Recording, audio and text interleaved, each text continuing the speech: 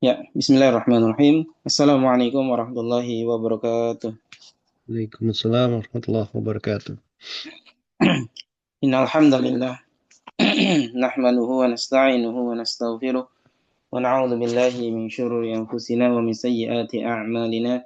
Man yahdihillahu fala mudilla lahu wa man yudlil fala hadiya lahu. Asyhadu an la ilaha illallah wahdahu la syarika lah wa asyhadu anna Muhammadan 'abduhu wa rasuluh. Allahumma shalli wa sallim wa barik ala Muhammad wa ala alihi wa sahbihi wa man tabi'ahum bi ihsanin ila yaumiddin.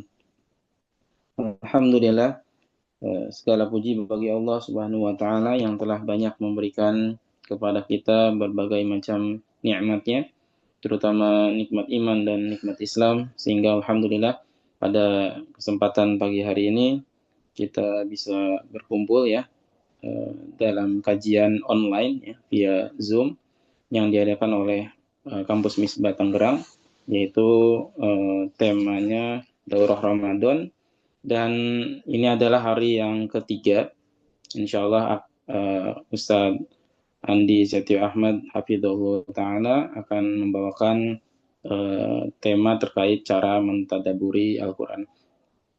Salawat serta salam marilah kita selalu curah limpahkan kepada baginda Nabi Muhammad Sallallahu Alaihi Wasallam, kepada keluarganya, para sahabatnya, serta pengikutnya. Semoga termasuk kita hingga hari kiamat. Ya, untuk mempersingkat waktu, marilah kita buka kegiatan daurah Ramadan ini dengan mengucapkan lafaz basmalah. Bismillahirrahmanirrahim. Bismillahirrahmanirrahim.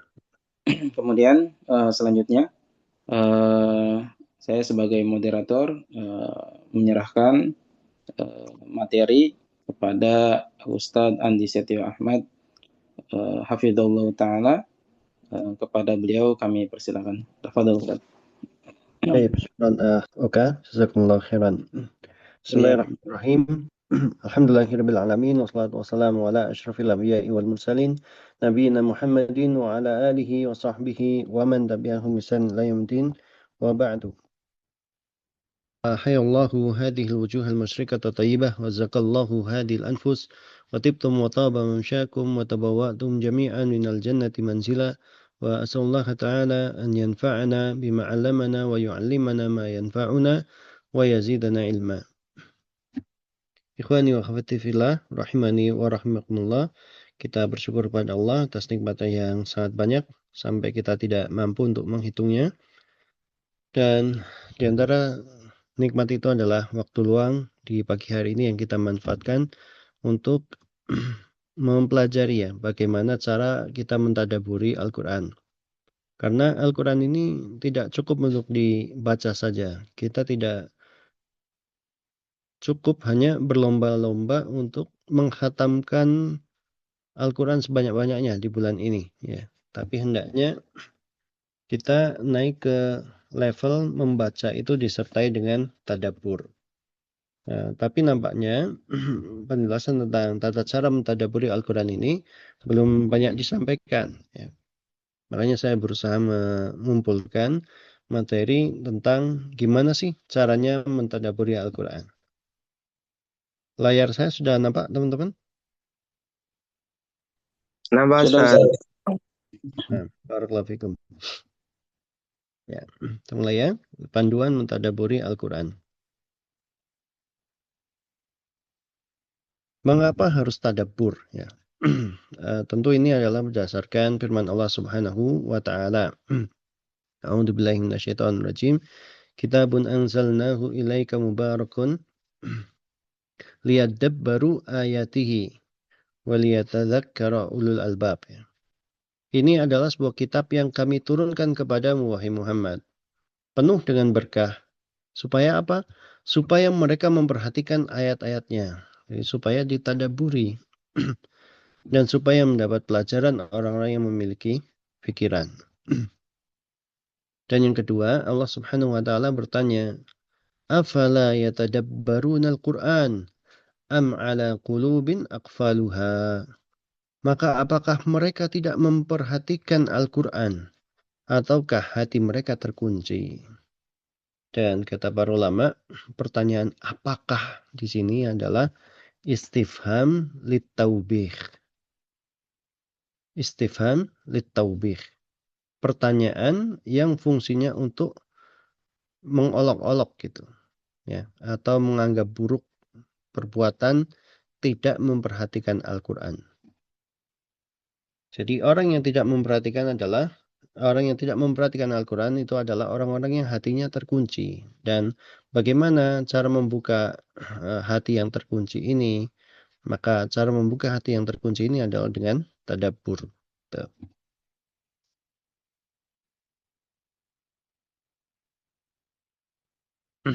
Ya. Kemudian selanjutnya ada orang-orang yang sebetulnya membaca Al-Quran, akan tapi dia masih dikatakan menghajar Al-Quran. Apa itu menghajar? Menghajar itu meninggalkan, mengabaikan, atau tidak mempedulikan, mengacuhkan, gitu ya.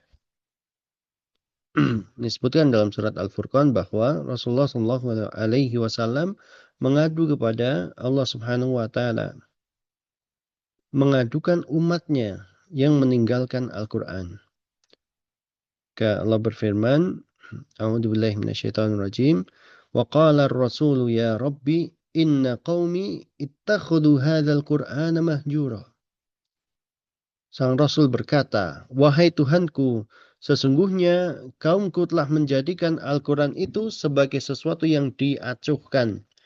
Sesuatu yang diacuhkan, sesuatu yang ditinggalkan, sesuatu yang tidak dipedulikan. Ibnu Qayyim rahimahullah ta'ala mengatakan, siapapun yang tidak membaca Al-Quran, maka dia telah menelantarkan atau telah menghajar Al-Quran.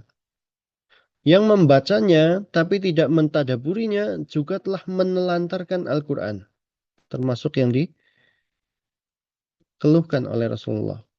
Jadi umat yang jadi beban gitu.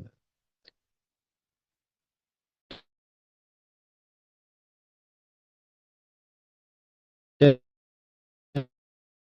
yang membacanya lalu menjelaskan bahwa Al-Quran turun untuk 3 alasan ini. Yang pertama, lita'abbud bitilawatihi. Tsani, litadabburi ma'anihi. Tsalits, lil'amali bihi. Al-Quran turun untuk 3 hal. Yang pertama, untuk beribadah kepada Allah dengan cara membacanya. Yang kedua, dengan untuk ditadaburi. Yang ketiga, Al-Quran diturunkan itu supaya diamalkan isinya. Dan orang tidak akan sampai bisa mengamalkan isi Al-Quran kalau tidak melakukan tadabbur. Gitu. Jadi, tadabbur Al-Quran adalah satu hal yang sangat penting. Ya. Sesuatu yang tidak bisa diabaikan. Dan seharusnya seorang Muslim tidak mencukupkan diri dengan hanya membaca tulisan Arabnya saja. Akan tetapi hendaknya dia menaikkan level ibadahnya, level interaksinya dengan Al-Quran dengan cara naik ke level tadabbur supaya nanti bisa mengamalkan. Karena dahulu para sahabat itu kalau belajar Al-Quran itu tidak melebihi 10 ayat. Mereka hanya mempelajari 10 ayat dulu, kemudian dipahami betul makna dari ayat-ayat itu, kemudian diamalkan. Maka mereka mengatakan fata'allamnal ilma wal amala ma'an. Maka kami mempelajari ilmu sekaligus amal dari ayat-ayat Al-Quran itu. 10-10 gitu. Ya, jadi semangat mereka bukan semangat sekedar menghatamkan Al-Quran saja. Ya. Maka kata Ustaz Budi Ashari, hafizahullah ta'ala, beliau menyarankan untuk wali murid yang di Kutab itu, tahun ini tilawahnya jangan banyak-banyak. 1 kali khatam saja cukup gitu. Artinya sehari cukup 1 juz saja. Setelah itu cobalah baca terjemahan Al-Quran. Lalu mulai coba renungi ayat-ayatnya gitu. Ya, apa itu makna tadabbur? Ini saya ambil dari ucapannya Ibnu Asyur karena tadinya saya mau mengumpulkan gimana sih tata caranya Ibnu Asyur dalam mentadaburi Al-Quran gitu. Tapi nggak jadi, saya cari yang lebih simpel saja. Saya ambil dari Dr. Aziz Farhan. Ya. Adapun Ibnu Asyur mengatakan bahwa makna dari tadabbur adalah an-nadharu fi duburil amri fima la yadharu minhu lil muta'ammili badi'a dhi bad'in. Makna dari tadabbur adalah memperhatikan ujung dari sesuatu yang tidak nampak bagi pemerhati di awal pengamatannya. Jadi ketika membaca Al-Quran itu tidak sekedar memperhatikan panjang pendeknya, memperhatikan harokatnya, gitu. Akan tetapi sampai pada kesimpulan bisa memahami makna dari ayat ini tuh ini. Yang diinginkan oleh Allah Subhanahu wa taala dari ayat ini tuh begini atau begitu. Ya, itu tadabbur. Dan macam tadabbur ini ada dua, teman-teman. Ada tadabbur yang dalam pengertian umum. Ini tadabbur yang bisa dilakukan oleh semua orang, baik yang bisa bahasa Arab ataupun yang tidak bisa bahasa Arab. Yang penting mau membaca terjemahnya saja. Tadabbur umum ini berlaku pada ayat yang tidak perlu penjelasan lebih mendalam, seperti ayat yang menyebutkan bahwa zikir itu bisa menenteramkan hati. Surat apa, teman-teman? Surat apa yang menyebutkan bahwa zikir itu bisa menenteramkan hati?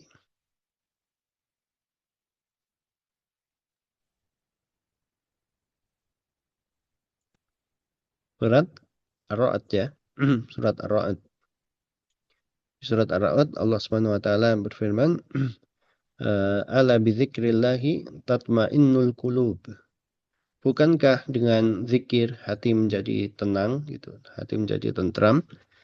Ya, maka untuk memahami ayat seperti ini tidak perlu sampai dia harus bisa bahasa Arab, ngerti sastra, ngerti usul fikih, usul tafsir gitu enggak.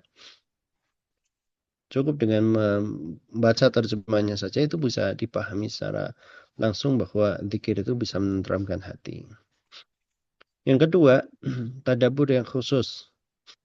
Itu bagi yang memiliki ilmu alat seperti bahasa Arab, ngerti usul fikih, ngerti usul tafsir, dan lain-lain. Dan ini akan jadi pembahasan kita ya, yang tadabbur versi nomor 2. Tadabbur khusus, yaitu tadabbur untuk para penuntut ilmu, ya, bukan untuk orang awam. Karena teman-teman termasuk menuntut ilmu ya. Jadi insya Allah bisa naik level tadabburnya bukan tadabbur umum, tapi masuk ke tadabbur yang sifatnya khusus.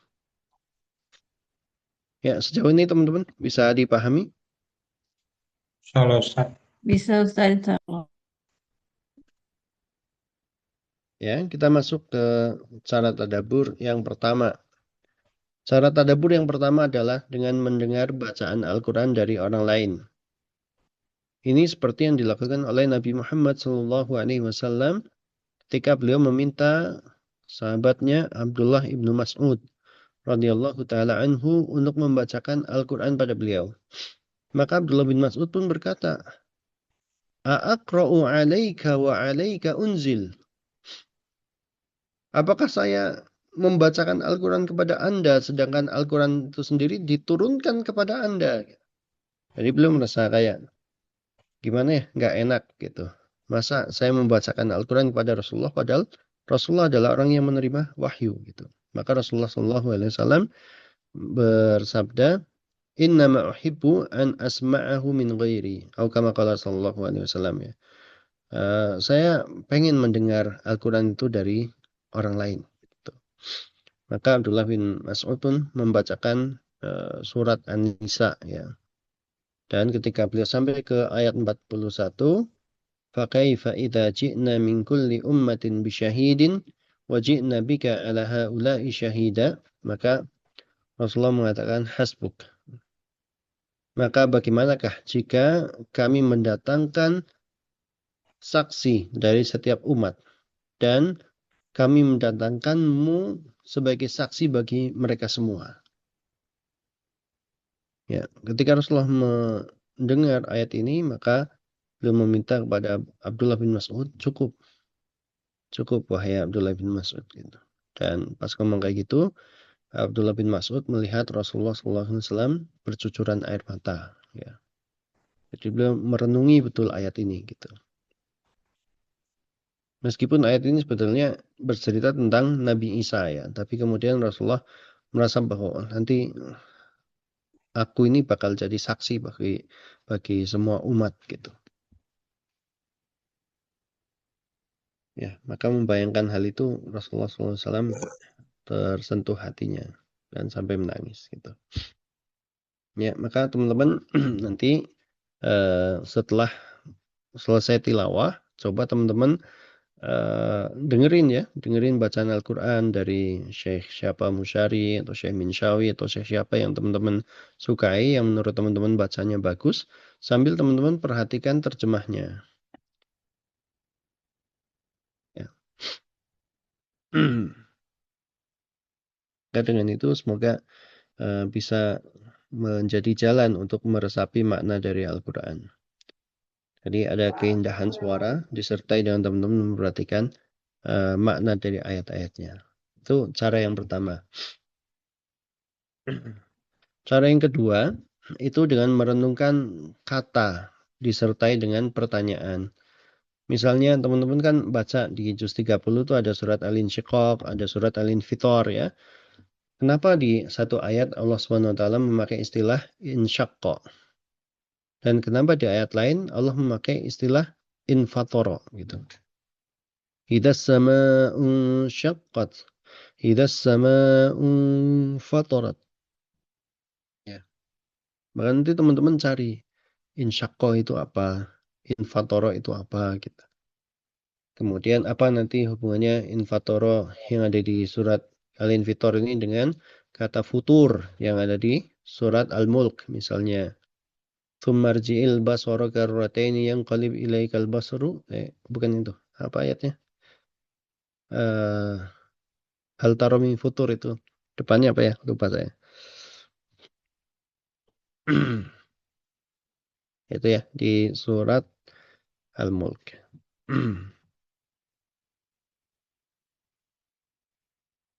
Alladzi khalaqa sab'a samawatin tibaqa ma tara fi khalqir rahmani min tafawut farji'il basara hal tara min futur.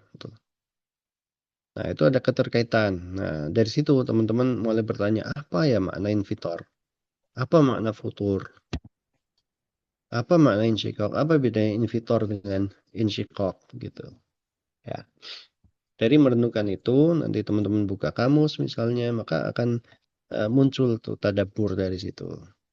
Jadi jangan sampai kita baca Al-Quran itu lewat-lewat aja gitu.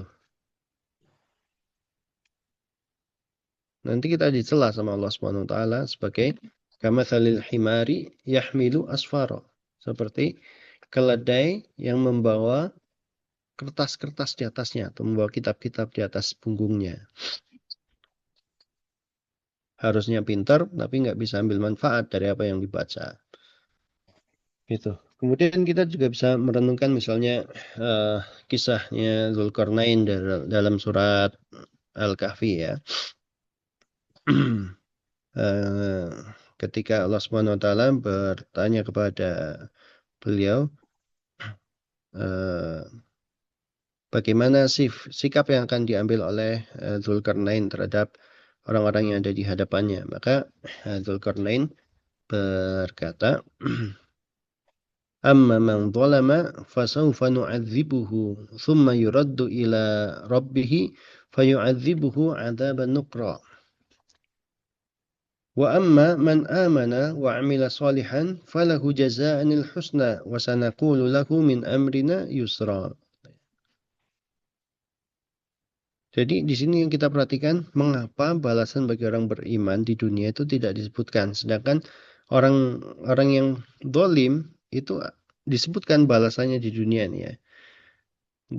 Dzulkarnain berkata, adapun orang yang aniaya, orang yang berbuat dolim, maka kami kelak akan mengazabnya. Jadi akan dihukum sama Dzulkarnain. Ini balasan di dunianya. Kemudian dia akan dikembalikan kepada Tuhannya, lalu Tuhan mengazabnya. Jadi dia dapat hukuman 2 kali.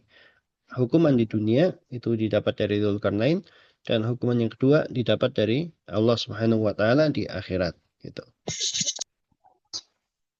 Lihat kemudian orang soleh. Adapun orang yang beriman dan beramal soleh, maka baginya pahala yang terbaik sebagai balasan. dan kami akan titahkan kepadanya yang mudah dari perintah-perintah kami.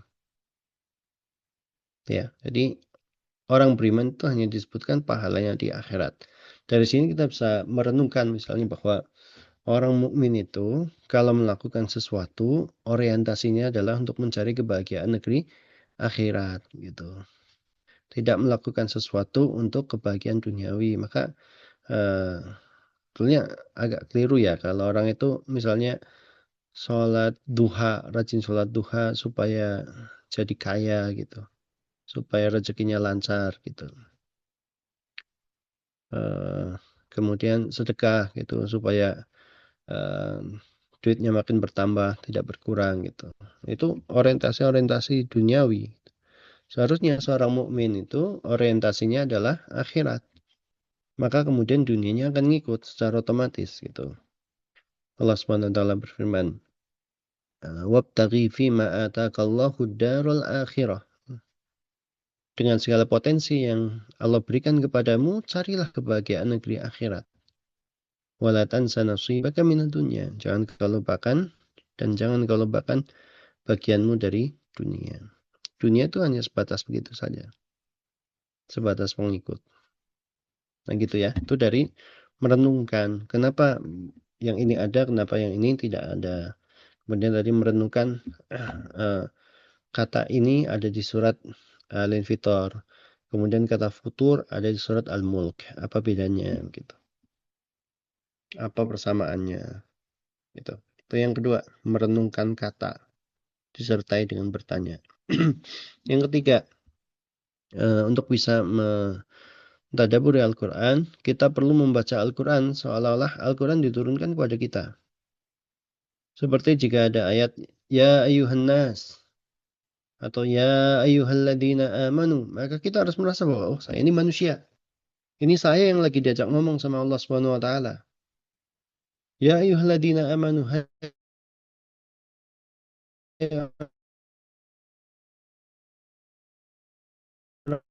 orang yang beriman, saya beriman kepada Allah seperti itu. Dan sampai kita baca, ya ayyuhalladzina amanu sta'inu bis sabri was shalah. Kemudian lewat saja gitu. Maka harus ada perasaan, oh ya, saya ini harus minta tolong kepada Allah Subhanahu wa taala dengan bersabar dan dengan mengerjakan sholat gitu. Juga contohnya seperti saat kita membaca ayat terakhir dari surat Al-Fatihah ya.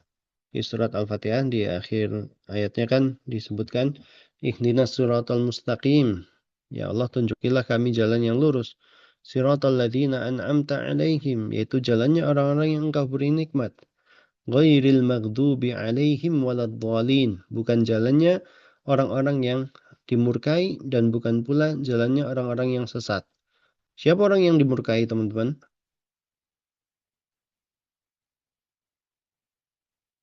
Siapa orang-orang yang dimurkai yang dimaksud dalam surat Al-Fatihah itu?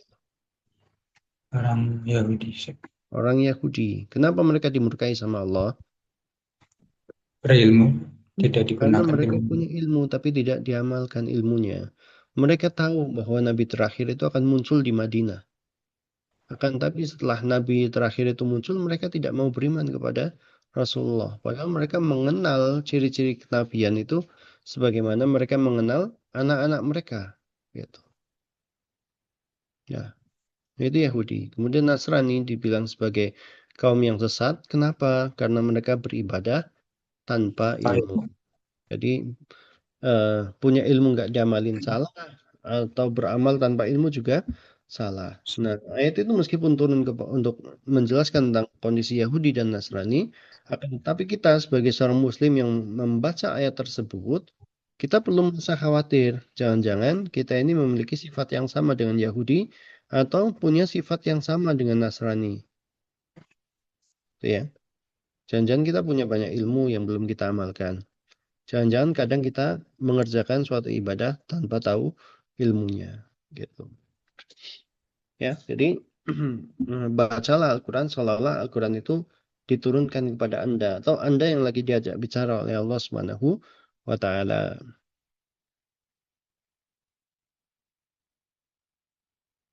Ya, yang keempat, memperhatikan keterkaitan ayat dengan ayat sebelumnya atau dengan ayat setelahnya. Misalnya kalau kita cuma membaca fawailul lil musallin, kemudian berhenti situ. Celakalah orang yang sholat gitu. Nah akhirnya orang mungkin jadi, ya udah kalau gitu nggak usah sholat gitu, karena yang sholat aja celaka gitu. Maka itu perlu memperhatikan ayat setelahnya. Siapa orang yang sholat tapi celaka? Alladzina hum an sholatihim sahun gitu. Atau memperhatikan ayat sebelumnya. Misalnya kalau teman-teman ditanya, siapa yang menjual Yusuf alaihi salatu wassalam dengan harga yang murah?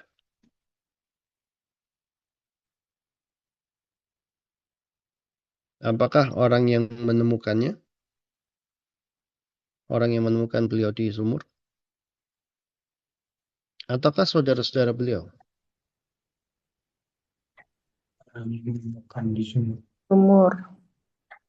Yang Nah, menemukan di sumur. kalau kita membaca sekilas ayatnya, maka seolah-olah kayak yang menjual dengan harga murah itu adalah orang-orang yang menemukan beliau di sumur. Akan tapi kalau kita perhatikan ayat sebelumnya, ayatnya kan berbunyi وَشَرَوْهُ بِثَمَنٍ بَخْسٍ دَرَاهِمَ مَعْدُودَةٍ وَكَانُوا فِيهِ مِنَ الزَّاهِدِينَ. Ya.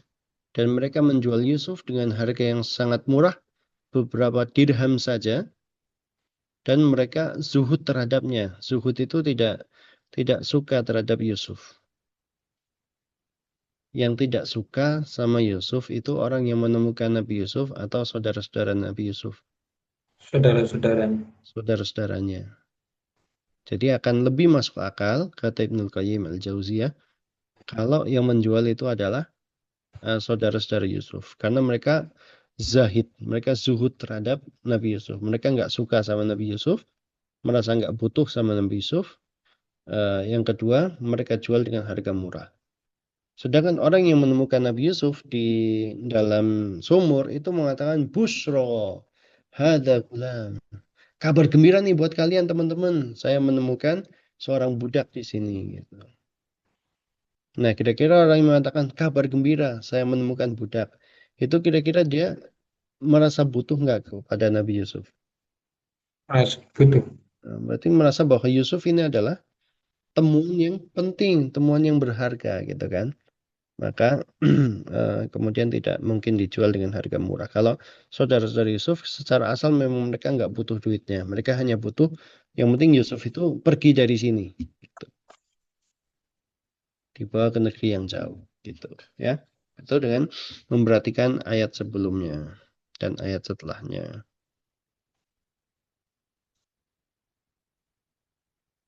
Oke. Kalau nggak salah saya ada 7 poin ya. Semoga teman-teman masih bisa bersabar. Poin kelima, memperhatikan lafadz pada akhir ayatnya. Jadi dengan memperhatikan lafadz dari akhir ayat itu bisa muncul tadabbur dari sana. Misalnya, kalau nggak salah ini kisahnya Al-Asma'i ya. Al-Asma'i itu katanya yang punya Sautu Safir al-Bulbuli itu. Sautu Safir al-Bulbuli hayya jaqal bithamili ila akhirih. Dan beliau adalah guru les. Guru lesnya anaknya Harun ar-Rasyid. Harun ar-Rasyid punya 2 anak yang kemudian nanti menjadi raja juga, yaitu Al-Amin dan Al-Ma'mun. Nah, salah satu pengajar dari Al-Amin dan Al-Ma'mun, guru privatnya itu adalah Al-Asma'i ini. Nah, suatu ketika Al-Asma'i membaca ayat ini, wasariqu wasariqatu faqta'u aydiyahuma jazaa'an bima kasaba nakalam minallah wallahu ghafurun rahim. Dia bacanya wallahu ghafurun rahim. Padahal ayatnya bukan begitu. Maka ada seorang Arab Badui Arab Badui itu berarti orang yang tinggal di pedalaman. Kemudian bukan penuntut ilmu biasanya. Nah, si Arab Badui ini mengatakan, itu kayaknya bukan ayat Al-Quran gitu. Maka Al-Asma'i, kok bisa? Saya kan hafal Quran gitu. Maka dibaca lagi ayatnya dari mushaf, baru beliau mengatakan, Wallahu azizun hakim. Baru orang Arabnya mengatakan, nah ini baru benar nih. Allah itu azza fahakama fakoto'a. Itu baru cocok gitu. Kalau Allah itu maha perkasa, maha bijaksana, kemudian memotong tangan si pencuri itu baru cocok. Tapi kalau wallahu ghafurun rahim, Allah maha pengampun lagi maha penyayang, seharusnya pencuri itu tidak dipotong tangannya. Gitu. Itu tadaburnya orang Arab Badui. Gitu. Bisa menilai dari situ, dari ujung ayatnya. Ujung ayatnya harus sesuai dengan awal ayat gitu. Tadi dia mengatakan kalau wallahu ghafurun rahim maka tidak cocok dengan faqta'u aydiyahuma. Kalau Allah pengampun dan penyayang tidak perlu memotong tangan pencuri, langsung dimaafin aja gitu. Tapi karena Allah itu maha perkasa dan Allah maha bijaksana, maka Allah menentukan bahwa pencuri itu harus dipotong tangannya supaya menjadi pelajaran bagi orang lain. Kemudian semalam ini teman saya membaca ayat ini, dia menyampaikan kultum tentang wa kadzalika nadzil muhsinin gitu. Ujung ayatnya itu membicarakan tentang muhsinin, orang yang berbuat baik gitu. Muhsinin kan di bahasa kita dipakai untuk artian donatur gitu ya. Donatur, orang yang menyumbangkan hartanya. Mungkin dia mengatakan bahwa orang kalau mau pinter dan dapat hikmah itu harus jadi donatur gitu, atau harus jadi orang yang mendermakan hartanya gitu. Dari mana itu? Nah, dari ayat ini katanya. Walamma balagha ashuddahu atainahu hukman wa ilma wa kadzalika najzil muhsinin. Dan tatkala dia Yusuf sudah cukup dewasa, kami berikan kepadanya hikmah dan ilmu. Kenapa beliau dapat hikmah dan ilmu? Jawabannya ini. Wa kadzalika najzil muhsinin. Demikianlah kami memberi balasan kepada orang-orang yang berbuat baik. Jadi teman-teman kalau mau dapat ilmu yang berkah gitu, teman-teman harus banyak-banyak bersedekah gitu.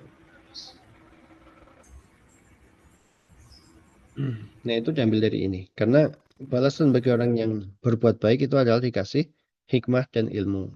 Dan kata beliau, ini bukan cuma berlaku kepada Nabi Yusuf. Kalau cuma berlaku untuk Nabi Yusuf, maka saya tidak berani mengatakan bahwa orang yang berbuat baik itu akan dimudahkan mempelajari ilmu dan mendapatkan hikmah.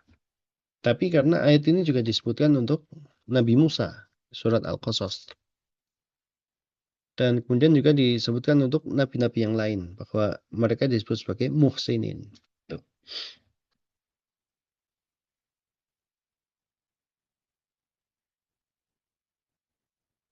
Ya, dan prakteknya para ulama dulu juga begitu ya. Di antaranya Abu Hanifah. Gitu. Abu Hanifah itu seorang ulama yang juga bisnismen gitu, yang kemudian mendermakan hartanya untuk membiayai para penuntut ilmu. Gitu. Imam Laits itu juga orang yang sangat kaya raya, kemudian mendermakan harta beliau untuk, saya lupa ya, untuk Abu Hanifah atau untuk Imam Malik gitu. Ya, banyak uang beliau tuh diserahkan kepada ulama ini. Saya lupa Abu Hanifah atau Imam Malik. Nanti coba teman-teman cari. Dan Imam Al-Laits itu dikatakan seandainya boleh ada imam madhab yang kelima, maka yang paling pantas adalah Imam Al-Laits ini. Ya, jadi dari orang yang dermawan kemudian mendapatkan ilmu yang selevel dengan para imam madhab yang 4. Selevel dengan Imam Abu Hanifah, selevel dengan Imam Malik, selevel dengan Imam Syafi'i, dan selevel dengan Imam Ahmad. Seharusnya ada madhab yang kelima, yaitu madhab Al-Laythi. Gitu. Tapi sayang, qadarullah itu murid-murid beliau tidak meneruskan ilmu dari Imam Al-Laythi ini. Yang keenam, memperhatikan ayat terakhir dari suatu surat. Dan ayat pertama ayat pertama pada surat berikutnya. Ini salah saya ini. Harusnya dan ayat pertama pada surat berikutnya. Atau hubungkan kandungan suatu surat dengan surat lain. Misalnya nih teman-teman Ad-Duha, Al-Insyirah gitu. Apa hubungan antara surat Ad-Duha dengan surat Al-Insyirah? Ada yang tahu?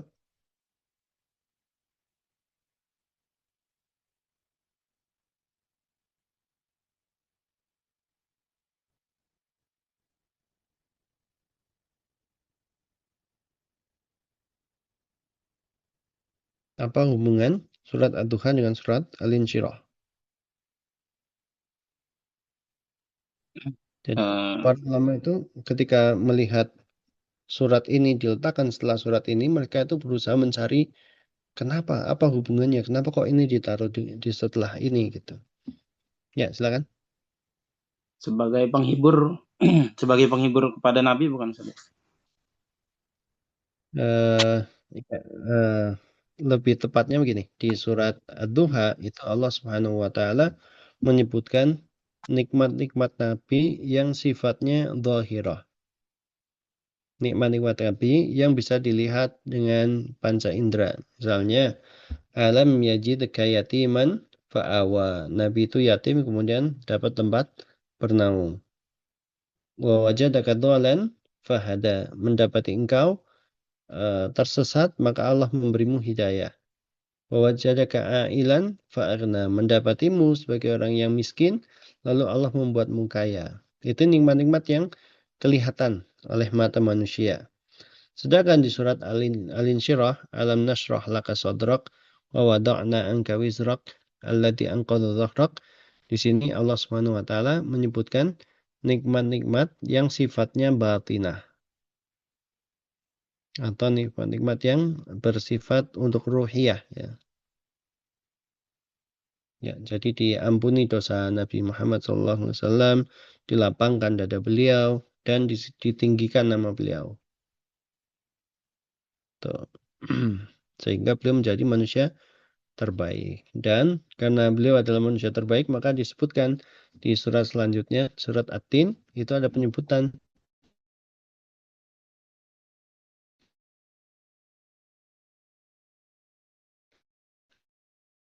laqad khalaqnal insana.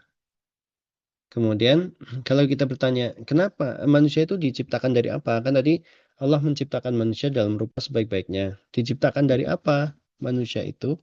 Jawabannya ada di surat Al-Alaq. Iqra bismi rabbikal ladzi khalaq. Khalaqal insana min alaq. Yang telah menciptakan engkau dari segumpal darah.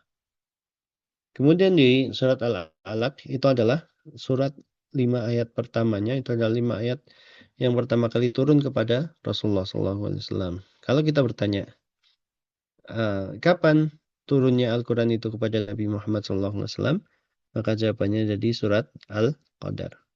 Inna anzalnahu fi lailatul qadar. Sungguh kami telah menurunkan Al-Quran itu pada malam kemuliaan. Itu. Jadi urutan surat-surat ini aja ada hubungannya gitu. Bisa kita tadabburi. Oke, yang terakhir adalah memperhatikan kisah-kisah dalam Al-Quran. Kisah-kisah dalam Al-Quran itu bukan kisah-kisah yang kosong yang disebutkan gitu aja tanpa ada maknanya ya, tapi ada tujuannya. Karena Allah Subhanahu wa taala itu berfirman, waqsusil qasasa la'allakum yatadzakkarun atau yatafakkarun ya. Saya lupa ini. Bentar. Ayat ini tidak boleh pakai kira-kira ya. Harus kita baca faqsusil qasasa la'allahum yatafakkarun ya. Maka ceritakanlah kisah-kisah itu agar mereka mendapatkan pelajaran atau agar mereka berpikir. Ya. Dan kisah yang disampaikan oleh Allah Subhanahu wa taala itu adalah ahsanul qasas. Kisah-kisah terindah gitu. Di antara cara mentadaburi kisah-kisah yang ada di Al-Qur'an adalah memperhatikan benda yang disebutkan berulang kali dalam kisah. Seperti kisah bajunya Nabi Yusuf. Ada yang tahu bajunya Nabi Yusuf disebutkan berapa kali?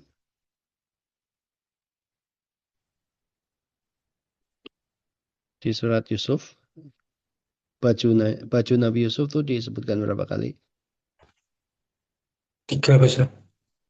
3. Yang pertama, Saya robek di belakang. yang disobek oleh saudara-saudaranya di awal kisah, ya, yang kemudian dilumuri darah kambing. Itu yang pertama. Yang kedua baru kemudian pas beliau udah dewasa itu, pas udah tinggal di istana, kemudian robek oleh Zulaikha. Ya. Yang ketiga, Ketika dalam penjara, ya. bukan. Yang ketiga adalah setelah beliau menjadi Azizu Misr, ya. Setelah menjadi kayak, mungkin kalau zaman sekarang itu Menteri Keuangan gitu, kayak Menteri Keuangan dan Menteri Pertahanan sekaligus. Menteri Keuangan dan Menteri Pertahanannya Mesir. Itu kemudian beliau meminta supaya baju beliau dilempar ke muka ayahnya. Jadi dilapkanlah ke muka ayahnya supaya nanti ayahnya bisa melihat kembali atau sembuh dari kebutaannya. Nah, itu ditadaburi, ya. Jadi bajunya itu disebutkan dalam 3 kondisi berbeda. Dari situ kita bisa ambil pelajaran bahwa baju atau pakaian yang kita pakai misalnya itu bisa menjadi sebab orang lain hasad kepada kita, atau bisa dipakai untuk membohongi orang lain gitu. Atau yang kemudian apa yang kita miliki itu ternyata bisa memberi kesembuhan untuk orang lain gitu. Yang kedua, memperhatikan hubungan kisah satu nabi dengan nabi lain, seperti kisah Nabi Yusuf dengan Nabi Musa. Bentar, teman-teman. Baterai saya mau habis.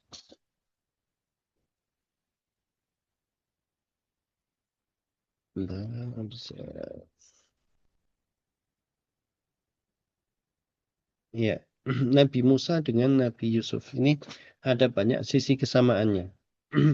Makanya ketika Syekh Nu'man Ali Khan itu membaca surat Yusuf, kan di surat Yusuf ada ayat begini, ya. Nahnu naqussu 'alaika ahsanal qasasi. Kami menceritakan kepadamu kisah-kisah terindah. Bima auhayna ilaika hadzal Qur'an. Ketika kami mewahyukan Al-Qur'an ini kepadamu, wahai Muhammad. Jadi di surat Yusuf disebutkan kata qasas gitu. Kemudian beliau pergi ke surat Al-Qasas.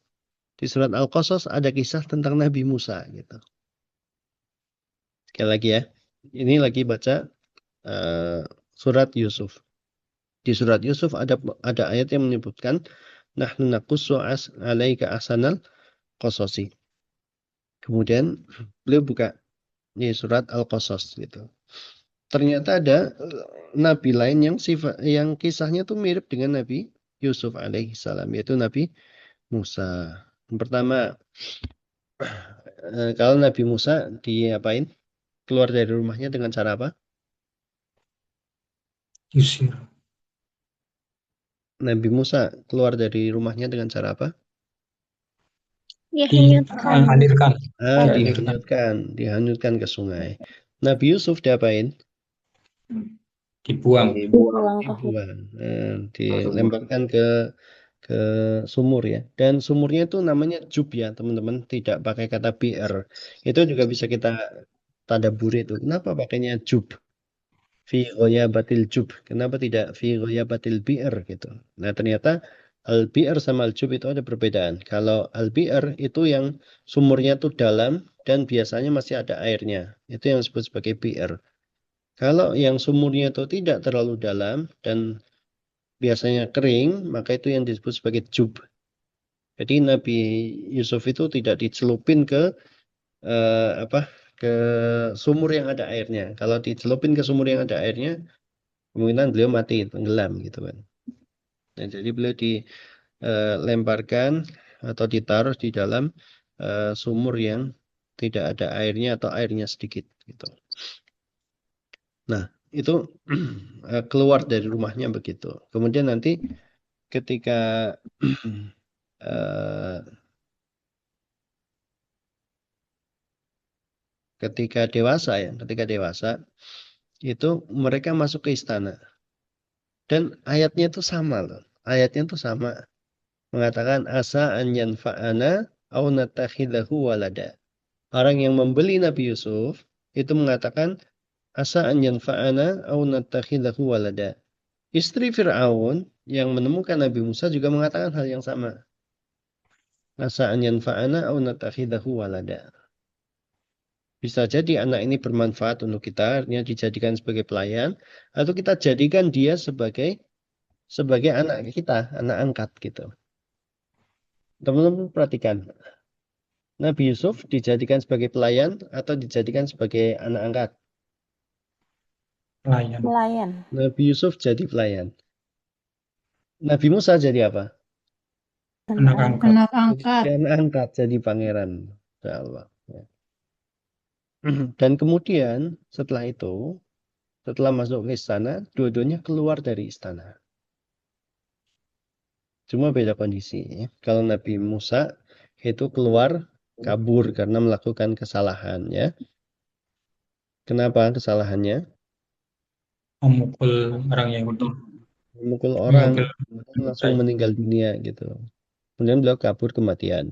Kalau Nabi Yusuf itu juga keluar dari istana, akan tapi bukan karena beliau bersalah, tapi karena beliau difitnah gitu.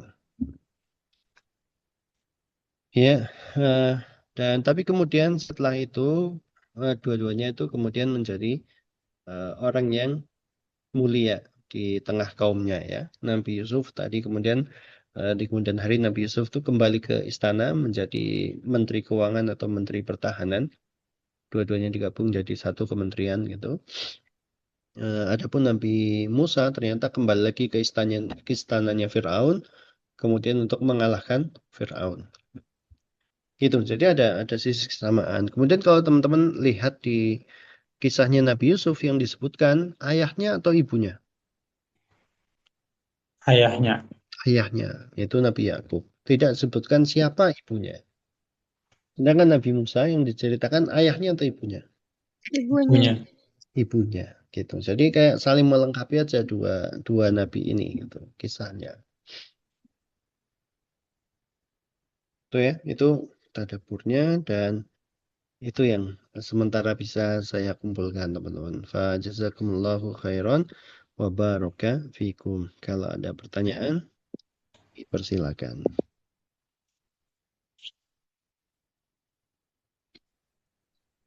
Ya, silakan kepada mahasiswa boleh bertanya secara langsung ataupun via chat Zoom ya.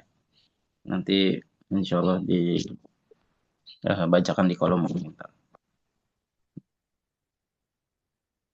Bagian paling sulit dari mendengarkan ceramah adalah bagian nanya ya. Mau nanya apa ya gitu. Bingung, Tapi Ustaz. ya, Belum paham. ya, Van, sebentar ya.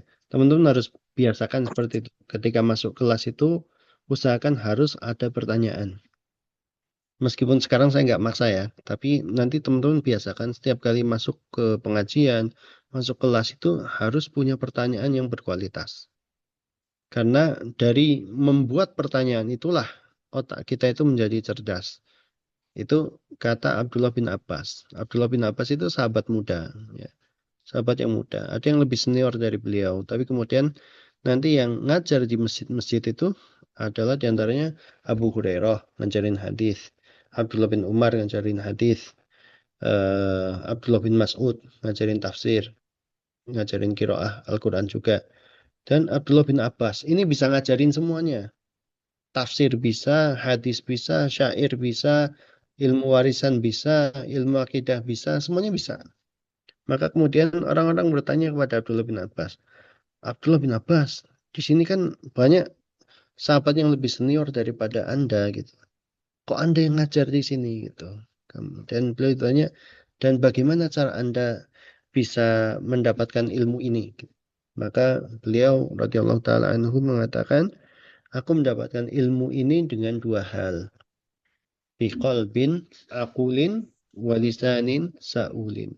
Dengan hati yang banyak berpikir dan dengan lisan yang banyak bertanya. Jadi bertanya itu adalah salah satu cara paling efektif untuk mendapatkan ilmu, teman-teman. Ya. Jadi al-ulumu maghaliq wa miftahuha lil ulumi maghaliq wa miftahuha husnu su'al. Ilmu itu punya belenggu-belenggu dan yang bisa membuka belenggu tersebut adalah pertanyaan yang baik. Jadi teman harus biasakan bisa menciptakan pertanyaan yang baik. Tadi siapa yang mau nanya ya? Hasanuddin, tafadhal. Ustaz. Afwan, Ustaz. Saya ada pertanyaan, Ustaz. Ramadan ini kan Syahrul Quran ya, Ustaz. Ya. Cuma kadang di pemraktekannya kan mungkin kalau yang disebutkan kemarin oleh Ustaz Ahmad Suhaimi itu kan karena hati yang kotor gitu sehingga memunculkan kemalasan kita untuk membaca Al-Quran itu, Ustaz. Ya. Terus cuma di sisi lain kan kadang kita membagi waktu, Ustaz. Manakah yang lebih diprioritaskan itu antara menuntut ilmu taklim ya atau kita membaca Al-Quran dan menadaburinya, yang mana di sela-sela waktu itu kita juga dengan kesibukan yang lain, Ustaz. Ya. Mungkin itu yang sementara yang ditanyakan, Ustaz. Nah, barakallahu fiik wa jazakallahu khairan. Kalau kita lihat prakteknya para ulama itu, mereka bahkan di bulan Ramadan itu menutup majelis-majelis mereka ya. Mereka menutup majelis-majelis mereka untuk apa? Untuk konsentrasi kepada Al-Quran. Gitu. Jadi jika memungkinkan antum untuk lebih banyak qiraatul Quran di bulan ini dan mentadaburinya, maka itu yang lebih utama, itu yang biasa dikerjakan oleh para ulama. Terlebih lagi kita tahu ada ayat Syahrul Ramadan alladzi unzila fihil Quran. Ya, maka di bulan Ramadan itu fokus utama kita harus kepada Al-Quran. Gitu. Meskipun tidak menghalangi kalau ada kajian-kajian yang antum hadiri ya, antum hadiri juga gitu. Tapi kalau ada pilihan antara hadiri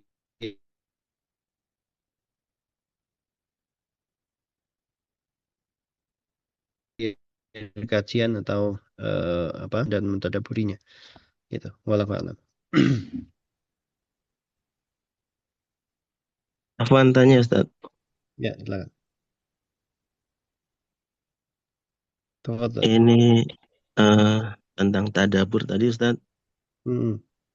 Tentang mahjuro tadi, Ustaz. Di slide yang dibagikan Ustaz tadi, Al-Furqan 30 itu mahjuro disebutkan tidak diajukan. Maknanya sungguhnya gimana, Ustaz? Tidak diajukan atau diajukan, Ustaz? Acuh itu artinya peduli. Arti dari acuh adalah peduli. Kalau tidak peduli itu bahasa Indonesianya abai. Diabaikan.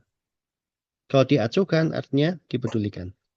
Tidak diacuhkan artinya tidak dipedulikan. Gitu. Barakallahu fiik, Ustaz. Ya, kita memang ada masalah dengan bahasa Indonesia kita ya. Karena beberapa kata memang kayak seolah-olah kita pahamnya kebalikannya. Jadi kadang orang juga bingung kata hirau ya. Hiraukan saja. Apa arti hiraukan saja?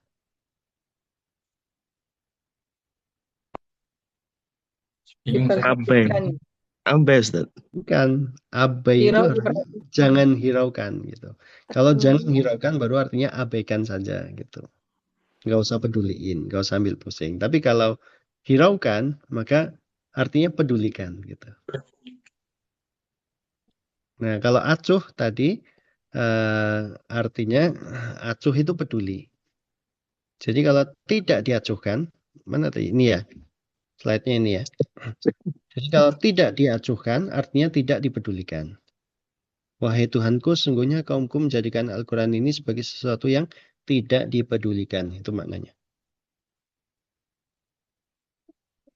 Nah, Ustaz. Barakallahu fiik. Barakallahu fiik. Fiikum barakallah.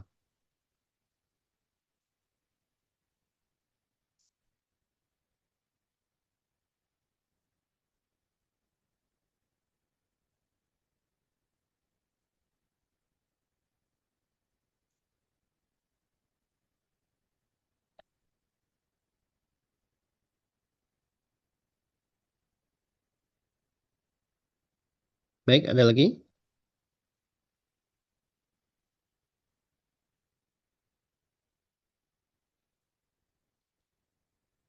Kita pindah ke yang di chat ya. Oka, silakan.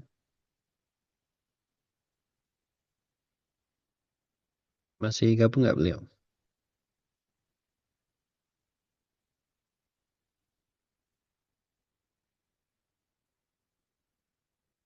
Nampaknya beliau off ya. Pertanyaan pertama dari Iwan Wijaya. Di Ramadan ini lebih utama mana mentadaburi Al-Quran atau mengkhatamkan Al-Quran? Gini, kata Ustadz Budi Ashari begini. Yang bagus untuk memperbanyak khatam Al-Quran itu adalah orang yang sudah hafal Quran. Dan yang dari kecil sudah terbiasa dengan Al-Quran. Seperti Imam Syafi'i itu masuk akal saja kalau beliau itu bisa menghatamkan Al-Quran 60 kali dalam sebulan. Artinya dalam satu hari beliau bisa menghatamkan Al-Quran 2 kali. Itu wajar saja. Kenapa? Karena beliau dari kecil, dari usia 7 tahun sudah hafal Quran. Kemudian juga beliau menguasai bahasa Arab. Teman-teman kalau mau lihat hebatnya bahasa Arabnya Imam Syafi'i, nanti download kitab namanya beli kitab namanya Diwan Asy-Syafi'i. Diwan Asy-Syafi'i itu kumpulan syair-syairnya Imam Syafi'i. Itu menunjukkan betapa beliau itu sangat menguasai bahasa Arab. Jadi yang dianjurkan untuk memperbanyak membaca Al-Quran itu adalah orang yang seperti itu, yang dari kecil sudah terbiasa interaksi dengan Al-Quran, yang bahasa Arabnya bagus gitu. Adapun untuk orang yang tidak seperti itu levelnya, maka lebih utama untuk membaca Al-Quran itu 1 juz saja. 1 juz saja sehari. Intinya dalam 1 bulan Al-Quran ini dia khatam cukup 1 kali saja. Kalau banyak waktu dia bisa mentadaburi Al-Quran. Jadi menggabungkan antara membaca Al-Quran dan tadabbur. Itu lebih baik daripada fokus kepada menghatamkan doang. Itu ya. Dan seminimal-minimalnya tadabbur adalah teman-teman membuka terjemahan dari Al-Quran. Setelah itu membuka tafsir ya. Sekarang kan udah ada mudah ya, udah dimudahkan. Teman-teman ada tafsir web ya, tafsir.web. Di situ tafsirnya sudah berbahasa Indonesia.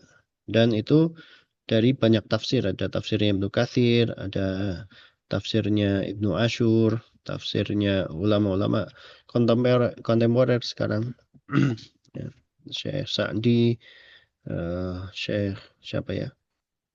Banyak lah pokoknya. Teman-teman nanti buka aja tafsirweb.com. Tafsirweb.com. Saya tulis di komentar ya. Tafsirweb.com.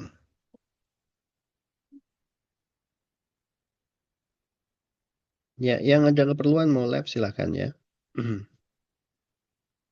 Pertanyaan kedua, Afwan Ustadz, yang tadi berbuat baik atau muhsinin betul-betul hanya berupa sedekah atau donasi dan sejenisnya, atau kayak yang lain juga ya? Karena berbuat baik kan banyak jenisnya. Ya itu umum ya, umum. Cuma memang orang-orang Kutab itu mengidentikan kata muhsinin itu dengan para donatur gitu. Ya, teman-teman bisa berbuat baik dalam hal apapun, dalam perbuatan, dalam perkataan gitu ya. Membantu orang lain dengan tenaga, pikiran gitu. Termasuk teman-teman bikin konten-konten edukasi di mana? Di sosial media itu juga bisa termasuk ke dalam kategori ihsan ya. Nah, barakallahu fiik. Pertanyaan selanjutnya, Ahsanallahu ilaikum. Izin bertanya, surat An-Nasr menunjukkan dekatnya waktu wafatnya Rasulullah SAW. Tafsir Turjumanil Quran, Habru ya, bukan Hibru. Habru hadhil ummah, Ibnu Abbas dan Ibnu Amin Nabi SAW. Adabnya Ibnu Abbas selaku orang yang masih muda belajar bersama para sahabat yang usianya sudah di atas beliau. Beliau dalam hal ini diam. Sebagaimana Ibnu Umar mengetahui jawaban yang dimaksud adalah pohon kurma. Namun para sahabat senior, para sahabat yang senior usianya tidak tahu jawabannya. Sehingga dijawablah oleh Nabi SAW dan benarlah jawaban Ibnu Umar. Apakah bagi orang yang masih muda ketika berada di majelis ilmu berisi orang-orang yang dari berbagai usia, apakah bagi yang masih muda jika mengetahui jawabannya sebaiknya diam saja sebagaimana yang dicontohkan oleh Ibnu Umar? Enggak ya. Jadi kalau konteksnya Ibnu Abbas adalah Umar itu memang bertanya kepada sahabat-sahabat yang senior dulu, baru kemudian beliau bertanya kepada Ibnu Abbas, wahai Ibnu Abbas, bagaimana menurutmu tentang surat An-Nasr itu? Idza ja'a nasrullah. Maka Ibnu Abbas kemudian mengatakan itu adalah surat yang menunjukkan dekatnya ajal Rasulullah Shallallahu Alaihi Wasallam gitu. Nah, adapun Abdullah bin Umar itu yang diambil pelajaran dari beliau adalah kata Ustadz Abdul Hakim hafizahullah taala, itu di situ ada al-fahmu fil ilmi gitu. Beliau betul-betul memahami suatu ilmu gitu. Akan tetapi beliau memang menahan diri di situ untuk tidak mengucapkannya, tapi tidak menjadi dasar bahwa kalau kita tahu sesuatu kemudian ada yang lebih senior dari kita diam aja gitu. Itu kalau pertanyaannya dibuka untuk umum, kita tahu jawabannya, kita jawab saja. Tidak mengapa, karena sesungguhnya manusia itu tidak dinilai dari seberapa banyak usia yang telah berlalu, tapi dinilai dari dua hal, yaitu dari lisannya dan dari akalnya. Itu kata seorang anak yang berbicara di depan Umar bin Abdul Aziz ya. Jadi pas ada utusan-utusan mau ngomong kepada Umar bin Abdul Aziz, kemudian ada anak kecil yang mengatakan, wahai khalifah gitu, maka Umar bin Abdul Aziz kemudian mengatakan, wahai anak muda, hendaknya yang lebih senior yang berbicara dulu sebelum kamu gitu. Maka anak muda itu mengatakan, wahai khalifah, seandainya perkara ini ditentukan dengan usia, maka di majelis ini ada orang-orang yang lebih pantas untuk duduk di kursi khalifah daripada Anda. Ada orang-orang yang lebih senior secara usia daripada Anda. Tapi kenapa Anda yang jadi raja? Ini innamal mar'u bi asgharihi kata dia.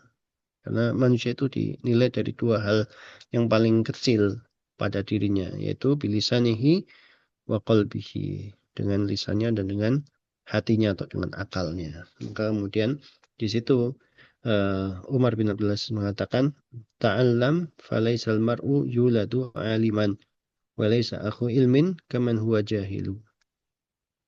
Belajarlah karena tidak ada manusia yang dilahirkan dalam kondisi berilmu. Dan tidaklah sama orang yang punya ilmu dengan orang yang bodoh. Nah, barakallahu fikum. Ada lagi yang mau ditanyakan?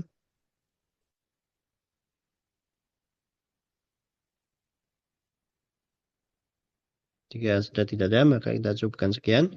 Barakallahu fikum jami'an wa jazakumullahu khairan. Semoga yang kita pelajari pada pagi hari ini bermanfaat, bisa teman-teman pahami dengan baik dan bisa diamalkan ilmunya ya. Allahumma ati nufusana taqwaha wa zakkiha anta khairu man zakkaha anta waliyuha wa maulaha. Subhanakallahumma bihamdika asyhadu an la ilaha illa anta astaghfiruka wa atubu ilaik. Wassalamualaikum warahmatullahi wabarakatuh. Waalaikumsalam warahmatullahi wabarakatuh. Jazakumullah. Ustaz. Amin wa iyyakum. Syukran Ustaz.